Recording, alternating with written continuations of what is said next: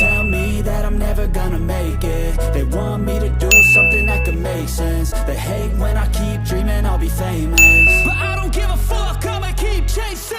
I got all this potential that's deep inside of me, but they hate when you're successful cause they try to be. They sit there being judgmental because you're trying things, and they just want you to settle and do the right thing. So get a good job, don't slack off. Wake up every morning, make a good impression on your boss. Don't do anything that I wouldn't do, and when you're making money, make sure you don't spend it too soon. Fuck that, I'll do what I wanna do. I got a different path from everyone, and that includes you. Who are you to tell me how to live life? In these times it feels like nobody's right, yeah. So I'ma figure out what else we succeed, and then invest all of my time into that and proceed. I need whatever the hell could make me happy, and I don't think you have a clue what could that be. They tell